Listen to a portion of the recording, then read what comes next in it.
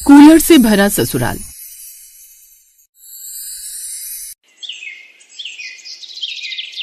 अरे निहारिका बेटी, तुम आ गई अपनी सहेली के घर से। चलो अच्छा हुआ, मैंने खाना बना दिया है। अब तुम हाथ मुंह धोकर जल्दी से गर्मा गर्म खाना खा लो।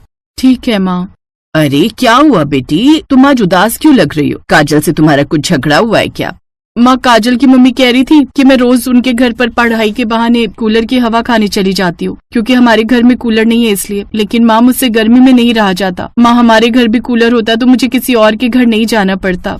बेटी, मैं सब समझती हूँ, गर्मी से तो हमारा भी बड़ा बुरा हाल है, लेकिन क्या करें, कूलर बहुत महंगा आता है जिसे हम गरीब लोग खरीद नहीं सकते, और हमें तुम्हारी शादी के लिए भी तो पैसे बचा कर रखने हैं।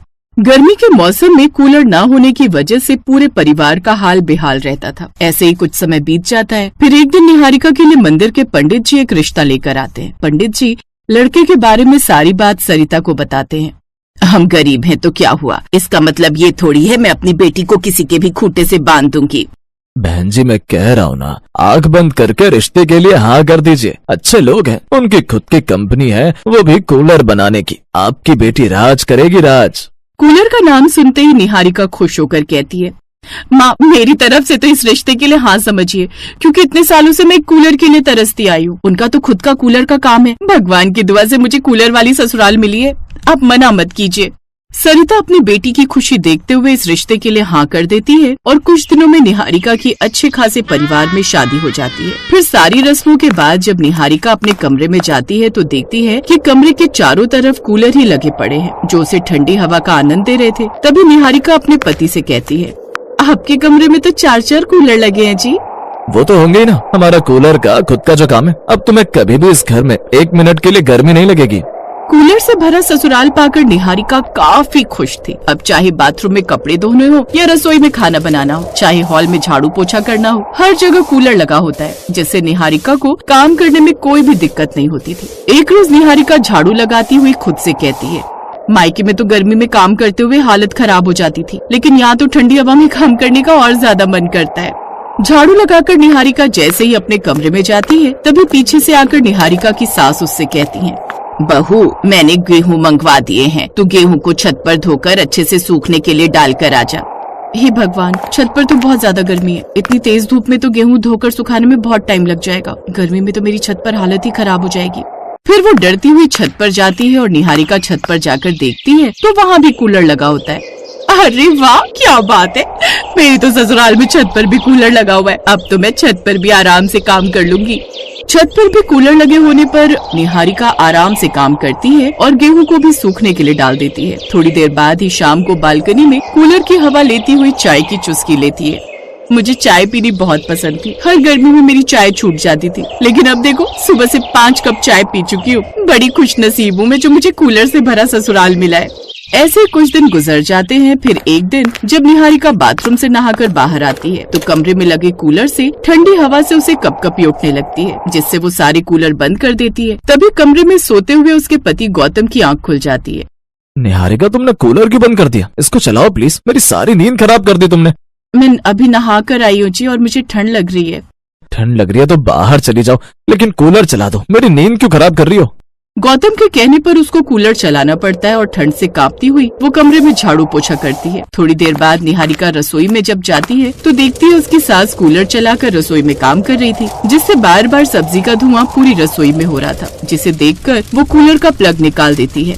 अरे बहू, तुमने कूलर क्यों बंद कर दिया? पूरी रसोई में देख कितना भपका हो गया है। माँ जी, सब्जी का धुआं बार बार मेरी आँखों में लग रहा है, इसलिए मैंने कूलर बंद कर दिया। बहू, हमारे यहाँ तो कूलर में ही सारे काम होते हैं, जरा चला दो कूलर। अब पूरे दिन घर में कूलर चलने से निहारिका को घर के कामकाज में दिक्कत आने लगी। ऐसे ही एक दिन जब निहारिका हॉल में झाड़ू लगा रही थी तो उसने कूलर बंद कर दिया। भाभी, अब आपने कूलर क्यों बंद कर दिया? दीदी, मैं झाड़ू लगा रही हूँ, कूलर से सारा कूड़ा उड़कर इधर उधर फैल रहा है। तो झाड़ू ठीक से लगाओ ना, आप इस तरह कूलर क्यों बंद कर रही हैं? मुझसे गर्मी में नहीं रहा जाता। नंद के कहने पर वो कूलर चला देती है। बेचारी निहारिका एक ही जगह पर बार बार झाड़ू लगाती रहती है। ऐसे कुछ दिन गुजर जाते हैं और एक रोज निहारिका चिलचिलाती धूप में सब्जी लेने के लिए बाजार जाती है। धूप की वजह से उसका सर दुखने लगता है। जब वो घर आती है तो देखती है कि हॉल के सारे कूलर चालू हैं, जिसे देखकर वो अपनी सास से कहती है, माँ जी, मैं अभी बाहर से आई हूँ, थोड़ी देर के लिए कूलर बंद कर दीजिए वरना मेरी तबीयत खराब हो जाएगी। बहू, जब घर में कूलर है तो वो तो चलेगा ही ना। अगर तुझे ज्यादा दिक्कत है तो अपने कमरे में जाकर बैठ। निहारिका सास के कहने पर अपने कमरे में जाती है तो देखती है गौतम पहले से ही कूलर चलाकर कमरे में आराम कर रहा है। फिर मजबूरी में बेचारी निहारिका अपने कमरे में लेट जाती है। ठंडा गर्म होने की वजह से उसकी तबीयत और ज्यादा खराब होने लगती है। फिर अगले दिन गौतम सबके लिए आइसक्रीम लाता है। अरे निहारिका, तुम अपनी आइसक्रीम क्यों नहीं खा रही हो? गौतम, मेरे सर में बहुत तेज दर्द हो रहा है। अरे तुम भी ना, आराम कर लेना, हो जाएगा ठीक। चलो अब जल्दी से आइसक्रीम खा लो वरना पिघल जाएगी। निहारिका अपने पति के कहने पर कूलर की ठंडी हवा में बैठकर आइसक्रीम खा लेती है, जिसकी वजह से उसकी तबीयत और ज्यादा खराब हो जाती है, जिस कारण वो बिस्तर पकड़ लेती है। थोड़ी देर बाद जब निहारिका की ननद उसके कमरे में जाती है तो अपनी भाभी को लेटा देखकर कहती है, भाभी अभी तक सो रही है, लगता है इनकी तबीयत ठीक नहीं है। प्रिया निहारिका के सर पर अपना हाथ रखती है तो एकदम से हाथ पीछे हटा लेती है। हे भगवान, भाभी का शरीर तो एकदम आग की भट्टी की तरह तप रहा है। प्रिया जल्दी से भागकर हॉल में जाती है और सबको निहारिका के बारे में बताती है, जिसे सुन सब घबरा जाते हैं। लेकिन गर्मी में निहारिका को इतनी तेज बुखार कैसे हो गया? बेटा, तू जल्दी से डॉक्टर को लेकर आ जा, मैं बहू को जाकर देखती हूँ। थोड़ी देर बाद गौतम डॉक्टर को अपने घर पर ले आता है। जब डॉक्टर निहारिका का चेकअप करता है तो कहता है, आप लोगों ने इनका जरा भी ख्याल नहीं रखा क्या? कितने दिनों से इनकी तबीयत खराब है, ऊपर से आपने इतने सारे कूलर एक ही कमरे में लगा रखे। आप क्या इन्हें हॉस्पिटल पहुंचाना चाहते हैं? डॉक्टर साहब, आप कैसी बात कर रहे हैं? ये हमारी बहू है, भला हम इसके साथ ऐसा क्यों करेंगे? हमें लगा इसकी तबीयत गर्मी से खराब हुई है, बस इसीलिए हमने कूलर चला दिया। इनकी तबीयत सर्दी गर्मी से खराब हुई है, शायद ये बाहर की गर्मी से एकदम घर की ठंडी हवा में आती है, इसीलिए इनकी तबीयत खराब हो गई है। कोशिश करें कि आप लोग अपने घर में कूलर कम कर दें। यदि यही हाल रहा तो कल को इनका ये बुखार इनके दिमाग पर भी चढ़ सकता है। डॉक्टर की बात सुनकर सभी लोग डर जाते हैं और घर से काफी सारे कूलर कम कर देते हैं। और कुछ दिन बाद निहारिका ठीक हो जाती है और अब वो अपनी मर्जी के मुताबिक कूलर में रहती है, जिससे उसकी तबीयत भी अब काफी ठीक रहने लगती है और सब लोग साथ में खुशी खुशी रहने लगते हैं।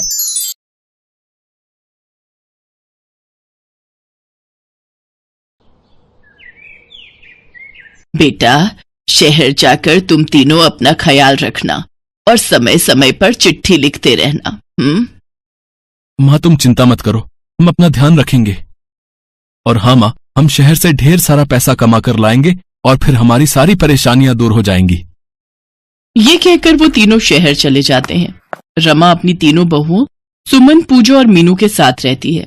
साथ ही उसका पोता मोंटू भी उनके साथ रहता है। कुछ दिन तो उनके ठीक ठाक निकल जाते हैं, लेकिन उसके बाद हालात बहुत बुरे होने लगते हैं। परेशान होकर रमा अपनी बहू से अपने बेटों को कई चिट्ठियां लिखवाती है, लेकिन उनमें से एक का भी जवाब नहीं आता। ना जाने इन तीनों को क्या हुआ है, एक भी चिट्ठी का जवाब नहीं आया। अरे, अपनी माँ को ना सही, कम से कम अपनी पत्नियों को ही चिट्ठी लिख लेते। मुझे तो लगता है वो वहां जाकर हमें भूल गए हैं। नहीं माँ जी, ऐसी बात नहीं है, हो सकता है वो किसी काम में व्यस्त हो। अरे, ऐसा भी क्या काम कि अपने बेटे तक का भी ख्याल नहीं आता उन्हें। कुछ ही दिनों में उन्हें पैसों की तंगी होने लगती है। पहले जहां पूरा परिवार भरपेट खाता था, अब वो एक रोटी खाकर ही गुजारा करते हैं और कमजोरी के कारण मोंटू की तबीयत बिगड़ने लगती है। ये देख रमा किराने की दुकान पर जाती है और लाला से कहती है, लाला, मुझे थोड़ा राशन उधार दे दो। तुझे उधार दे दूं? हैं? पहले ही तू मेरा कर्जा नहीं उतार पाई है और अब और उधार लेने की बात कर रही है। लाला, जैसे ही मेरे बेटे शहर से लौटेंगे तो मैं आपके सारे पैसे आपको लौटा दूंगी। हम सब ने 2 दिन से कुछ नहीं खाया और मेरे पोते की हालत खराब हो गई है। तो मैं क्या करूं? मैं क्या यहाँ खैरात बांटने बैठा हूँ? जब तक तू मेरा पहले का कर्जा नहीं दे देती, तब तक मैं तुझे और उधार नहीं दे सकता। रमा उदास होकर घर आने लगती है। तभी वो रास्ते में भंडारा बंटते हुए देखती है।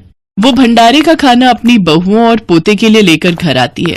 सभी उसमें से थोड़ा थोड़ा खाकर सो जाते हैं, लेकिन तभी रात को तेज बिजली कड़कड़ाती है और जोरों की बारिश शुरू हो जाती है और रमा की टूटी हुई छत से पानी टपकने लगता है। धीरे धीरे घर में पानी भरने लग जाता है, जिस वजह से सभी उठकर पानी भरने लग जाते हैं। ऐसे 2 दिन बीत जाते हैं, 3 दिन बीत जाते हैं। 3 दिन से हो रही बारिश से सभी घर वाले बहुत परेशान हो जाते हैं। अगर ये बारिश नहीं रुकी तो ना जाने क्या होगा। हाँ माँ जी, हमारा घर वैसे ही कच्ची मिट्टी का बना हुआ है, अगर ये टूट गया तो ना जाने क्या होगा। तभी छत का एक हिस्सा टूटकर वहाँ गिर जाता है। रमा जल्दी से अपनी बहुओं और पोते के साथ घर से बाहर निकल जाती है। कुछ ही देर में उनका वो मिट्टी का घर टूटकर चकनाचूर हो जाता है।